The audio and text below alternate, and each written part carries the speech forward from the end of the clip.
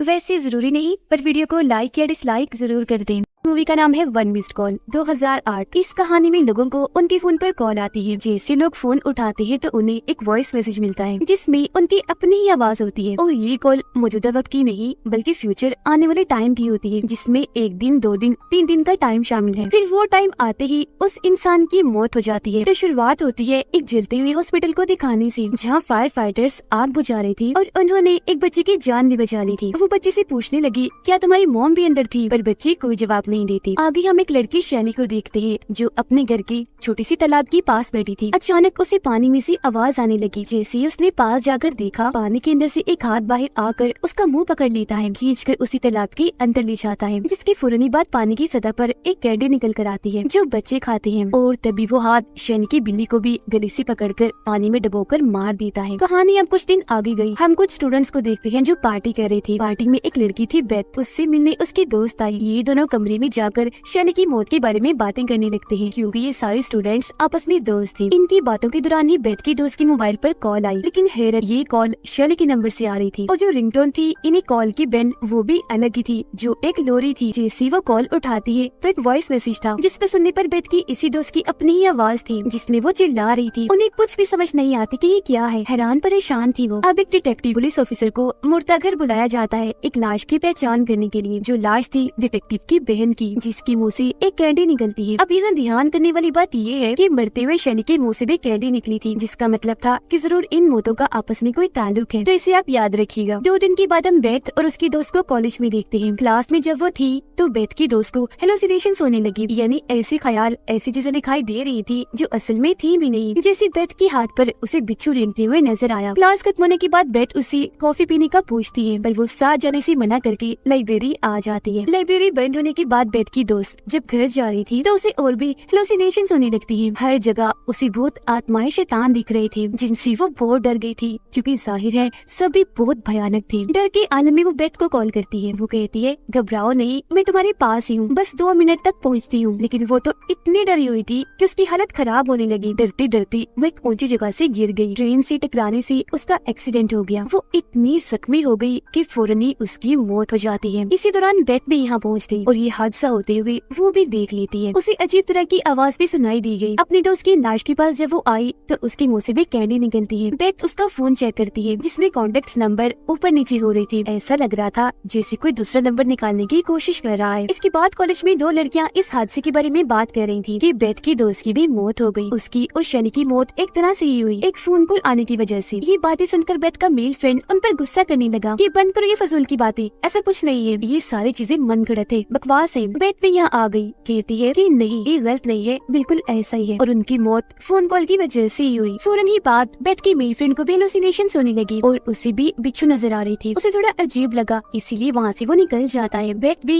उसके पीछे पीछे आई। तब उसका मेल फ्रेंड बताने लगा कि मेरे पास भी इस तरह की कॉल आई है और उस पर जो टाइम है वो कुछ देर के बाद का है। फौरन ही उसके दोस्त को भी वहाँ एक शैतान दिखा। वो काफी डर गया, वहाँ से जाने लगता है। बेथ उसे आवाज लगाती है क्योंकि वो अपना मोबाइल वहीं भूल कर जा रहा था। मोबाइल लेने जब वो वापस आया तो वही कुछ बोल रहा था जो उस वॉइस मैसेज में था, जिसकी फौरनी बात यहाँ धमाका हुआ। एक रॉड आकर उसके आर पार हो जाता है, जिससे उसकी भी मौत हो जाती है। यहाँ पर भी बेथ को अजीब तरह की आवाज सुनाई दी, जिसके फौरन ही बात उसके दोस्त के मुंह से भी कैंडी निकलती है। सारी सूरत हाल को देखते हुए बेथ एक लेडी पुलिस ऑफिसर से मिलती है और उसे बता रही थी कि मेरे 2 दोस्तों की अचानक ही मौत हो गई। मरने से पहले उनके पास कॉल्स आई। मेरे ख्याल से उनकी मौत का कोई न कोई ताल्लुक उन कॉल से है। मरने के बाद उनके मुँह से कैंडीज भी निकली। पुलिस ऑफिसर उसकी बातों को गौर से सुन तो रही थी पर यकीन नहीं करती, लेकिन उनकी ये सारी बातें वो डिटेक्टिव सुन लेता है, जिसे हमने शुरुआत में देखा, जिसे मुर्दा घर में बुलाया गया था। वो बेथ को बताता है कि कुछ दिन पहले मेरी बहन की भी मौत बिल्कुल इसी तरह से हुई। शैली जिसकी मौत तालाब में डूबने से हुई, वो और मेरी बहन एक हॉस्पिटल में नर्स थी। पहले मेरी बहन की मौत हुई, फिर 2 दिन के बाद शैली की। मेरी बहन के मुँह से भी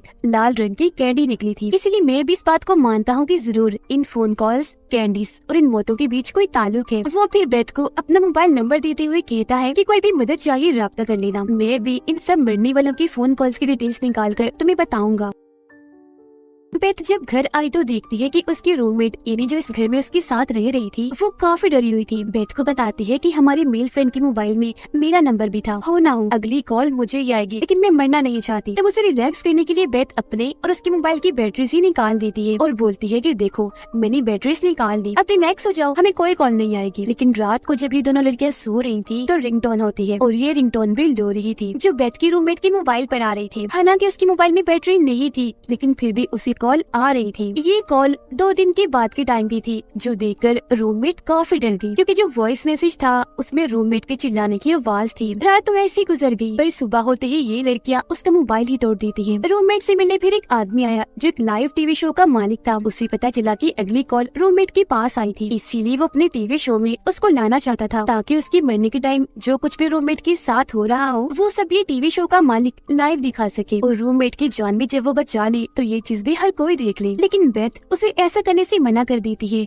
और रूममेट को लेकर वापस घर आ जाती है। रूममेट का कहना था कि हमें उस आदमी की बात मान लेनी चाहिए, क्या पता वो हमारी मदद ही कर दे, लेकिन फिर भी बेथ ने उसे मना कर दिया। अगली सुबह रूममेट वहाँ नहीं थी, वो जा चुकी थी। जाते हुए उसने बेथ के लिए एक नोट छोड़ा था कि मैं अपने मॉम डैड के पास जा रही हूँ। फिर डिटेक्टिव बेथ के पास आकर बताता है कि मैंने सारे फोन कॉल रिकॉर्ड्स निकाल लिए हैं, जिससे मुझे पता चला है कि हर मरने वाले को उससे पहले मरने वाले ने फोन किया था। जैसे मेरी बहन ने शैली को, शैली ने फिर तुम्हारी दोस्त को जिसकी मौत ट्रेन वाली हादसे से हुई, उसने फिर तुम्हारे मेल फ्रेंड को। हैरान करने वाली बात ये थी कि सारी ही कॉल्स उन लोगों के मरने की बात की गई थी उनके नंबर से। वो फिर बताता है कि मेरी बहन को कॉल एक औरत ने की थी जो मरीज थी और अब मैं उसके घर जा रहा हूँ सच्चाई का पता लगवाने, जिस पर बेथ भी उसके साथ चल देती है। उस औरत के घर पहुंचकर डिटेक्टिव छानबीन करने लगता है। उसे यहाँ एक छोटे से कैमरा से रिकॉर्ड की हुई वीडियो की सीडी मिलती है। ये कैमरा बच्चों पर नजर रखने के लिए होता है। वीडियो में इस मरीज औरत की 2 बेटियां थी जिनमें बड़ी बेटी का नाम एनी था। लेकिन ढूंढने के बाद भी डिटेक्टिव को यहाँ वो छोटा कैमरा नहीं मिलता जिससे वीडियो बनाई गई थी। उसे वहाँ एक इनहेलर मिलता है, यानी जो सांस की मरीज इस्तेमाल करते हैं। वो एक पंप की तरह का था जिसे जैसे डिटेक्टिव दबाता है उसमें से एक आवाज आई, जो आवाज सुनकर बेथ काफी डर जाती है। डिटेक्टिव को बताती है कि जब मेरी दोस्त और मेल फ्रेंड की मौत हुई तब वहाँ मैंने यही आवाज सुनी थी, लेकिन जहाँ से आवाज आ रही थी वहाँ कोई भी नहीं था। मजीद छानबीन करने पर डिटेक्टिव को पता चला कि उस मरीज औरत की बड़ी बेटी एली की मौत दमे के अटैक की वजह से हुई, यानी उसे सांस का मसला था और ये इनहेलर उसी का था। साथ ही उसकी छोटी बहन को उनकी मोम 9 बार हॉस्पिटल लेकर गई थी क्योंकि उनकी छोटी बेटी अलग अलग तरह से जख्मी हुई थी, जैसे कभी उसका जल जाना, कभी सर में सुई का चुभ जाना, तो कभी कोई शैम्पू पी लेना। ये सारी बातें जानकर बेथ डिटेक्टिव को बताती है कि मैं सारी बात समझ गई हूँ। असल में उस मरीज औरत को कोई दिमागी बीमारी थी जिस वजह से वो अपने ही बच्चों को जख्मी कर दिया करती थी, फिर हॉस्पिटल में उनका इलाज करवाकर देखभाल करती थी ताकि उन बच्चों की और तवज्जो ले सके। यहाँ इन्हें ये भी पता चला कि जिस हॉस्पिटल में उस मरीज औरत की बेटियों का इलाज हुआ करता था वहाँ एक नर्स ने उस औरत से पूछताछ भी की थी कि उनकी बड़ी बेटी को कब से दमे की बीमारी है और छोटी बेटी क्यों बार बार जख्मी हो जाती है। यहाँ मैं आपको बता दूं कि वो पूछताछ करने वाली नर्स और कोई नहीं बल्कि डिटेक्टिव की बहन थी जिसकी मौत सबसे पहले हुई थी। अब तभी टीवी पर बेथ अपनी रूममेट को उस लाइव शो में देखती है जहाँ टीवी शो का मालिक उसके साथ होने वाली हर चीज को लाइव दिखाएगा, जो देखकर ये दोनों जल्दी से उस चर्च के लिए निकल जाते हैं जहाँ ये शो होने वाला था। इसी दौरान रूममेट बेथ को कॉल करके सॉरी कहती है कि मुझे माफ कर देना, मैंने तुम्हारी बात नहीं मानी और मैं इस शो में आ गई। शो में दिखाया जाता है कि रूममेट को भी हेलुसिनेशंस होने लगी, उसे अपने आसपास शैतान दिखने लगे। जैसे बेथ और डिटेक्टिव यहाँ आए लाइट्स अपने आप ही बंद हो जाती है, जिसके बाद कोई शैतानी ताकत आकर रूममेट पर हमला कर देती है, उसका सांस रोककर जान से मार डालती है। लाइट वापस आ गई। बेथ अपनी रूममेट को मरा हुआ देखती है, उसके मुंह से भी कैंडी निकलती है। तभी बेथ के पास अपने रूममेट की कॉल आती है जिसमें कल रात 7:55 का टाइम था। कॉल उठाने पर वॉइस मैसेज में बेथ की आवाज थी जिसमें वो चिल्ला रही थी, जिसका मतलब अगला मरने का नंबर बेथ का था। इसलिए डिटेक्टिव उसकी हिफाजत करने के लिए उसके साथ उसके घर पर ही रुकता है। अगली सुबह जब हुई तो दोनों ही काफी परेशान थे क्योंकि इनके पास बस शाम 7:55 तक का ही टाइम था बेथ को बचाने के लिए।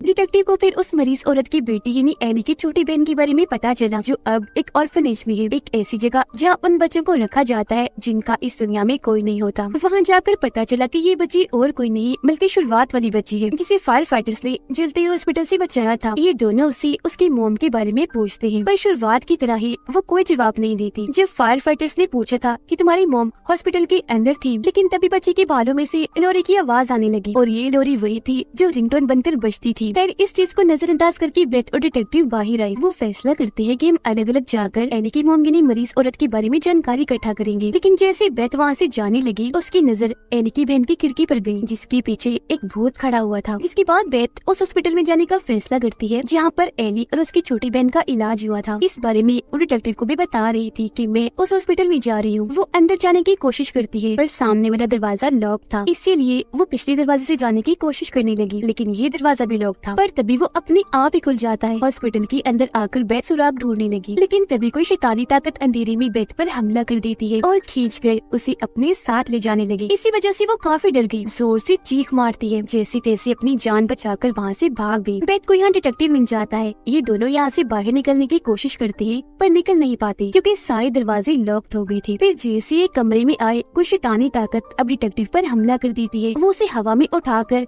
कमरे से बाहर फेंक के मारती है, जिससे डिटेक्टिव को इतनी चोट आई कि वो बेहोश हो गया। कमरे का दरवाजा भी लॉक्ड हो जाता है। बेथ को यहाँ वेंटिलेशन वाला छोटा सा रास्ता दिखता है, जिसके अंदर वो फौरन चली गई यहाँ से बाहर निकलने के लिए। जो वो उस रास्ते में थी तो उसके मोबाइल पर लगातार कॉल आ रही थी। फिर तभी बेथ को यहाँ एक जली हुई लाश दिखती है, जिसकी हालत बहुत खराब थी। उसके हाथ में एक मोबाइल था, जिसके जरिए ही बेथ के फोन पर कॉल जा रही थी। बेथ फौरन उससे फोन छीनकर तोड़ देती है। ऐसा होने से लाश में थोड़ी हलचल हुई। इसे देखकर बेथ वहाँ से भागने लगी। उसके पीछे पीछे लाश भी भागी। पास आती आती वो बेथ के ऊपर ही आ जाती है। वो काफी डर गई। लाश को कहती है, प्लीज डोंट हर्ट मी, यानी मुझे तकलीफ मत देना। बेथ बार बार यही लाइन दोहरा रही थी कि प्लीज डोंट हर्ट मी, जिससे फौरन लाश भी बेथ को कुछ नहीं करती, उल्टा ये कहती है फॉरगिव मी, यानी मुझे माफ कर दो। तभी इधर डिटेक्टिव भी आ गया। देखता है कि 7:55 हो गई है, पर बेथ की जान नहीं गई, वो बच गई। अगले ही पल बहुत सारे पुलिस ऑफिसर्स आ गए उनकी जान बचाने के लिए। बेथ डिटेक्टिव से कहती है कि मुझे यहाँ लाया गया इसलिए नहीं कि मार दिया जाए, बल्कि इसलिए कि मेरी जान बच जाए। उस जली हुई लाश ने ही मेरी जान बचाई। डिटेक्टिव ऑर्फनेज में जाता है एली की बहन से मिलने के लिए, पर वो सोई हुई थी। डिटेक्टिव को वहाँ बच्ची का भालू मिलता है और उसे पता चला कि वो छोटा कैमरा ही दरअसल ये भालू है। ये नहीं है तो ये कैमरा बस इसे भालू की शक्ल दी हुई है जो बच्चों पर नजर रखता है। उसमें से सीडी निकालकर डिटेक्टिव वीडियो देखने लगा और उसे पता चला कि इस बच्चे की मोम नहीं बल्कि उसकी बड़ी बहन एली ही उस पर जुल्म करती थी, उसे चोट पहुंचाती थी। हर दिन अलग अलग तरीके से वो अपनी बहन को जख्मी करती थी। ऐसा करने से उसे बहुत मजा आता था। लेकिन एक दिन उनकी मोम ने देख लिया कि एली अपनी छोटी बहन का हाथ काट रही है। एली की इस हरकत पर उसकी मोम को काफी गुस्सा आया। उन्होंने उसी कमरे में बंद कर दिया। छोटी बेटी को वो हॉस्पिटल ले गई। इसी दौरान एली को दमे का अटैक हुआ। वो अपनी मोम को कॉल करने लगी, पर इसी दौरान ही उसकी मौत हो गई। डिटेक्टिव के साथ ये वीडियो एली की छोटी बहन यानी वो बच्ची भी देख रही थी। वो बच्ची से पूछता है कि तुम्हारी बहन तुम पर जुल्म किया करती थी, इस बारे में तुमने अपनी मॉम को क्यों नहीं बताया? बच्ची बोली, मुझे जख्मी करने के बाद मेरी बहन मुझे एक कैंडी दिया करती थी, इसीलिए मैंने ये बात मॉम से छुपाई। उधर बेथ जब घर में अकेली थी तो उसके पास एली की आत्मा आती है जिसे बेथ नहीं देख पाती। तभी यहाँ डिटेक्टिव आ गया, बेथ को सारी बात बता देता है जो उसने वीडियो में देखी और कहता है कि तुम सही कह रही थी, एली की आत्मा ही सबको मार रही है और उसकी मॉम ने ही तुम्हारी जान बचाई जो वो जली हुई लाश थी। उनकी बातों के दौरान ही दरवाजे पर दस्तक हुई। डिटेक्टिव दरवाजे की छेद से देखने लगता है। हालांकि बेथ उसे ऐसा करने से मना भी करती है, पर वो नहीं मानता। अगले ही पल एक चाकू उस छेद से आकर डिटेक्टिव की आंख में घुस जाता है। उसका सर चीरते हुए दिमाग में घुस गया और तभी दरवाजा खोलकर एली की आत्मा अंदर आती है बेथ को मारने के लिए, जो अब पूरी तरह शैतान बन गई थी। लेकिन एक बार फिर एली की मोम यहाँ आकर बेथ की जान बचा लेती है। डिटेक्टिव की हालत इतनी खराब थी कि उसकी भी मौत हो जाती है। उसके मुंह से भी एक कैंडी बाहर आती है। उसके मोबाइल से फिर नंबर अपने आप ही डायल होने लगते हैं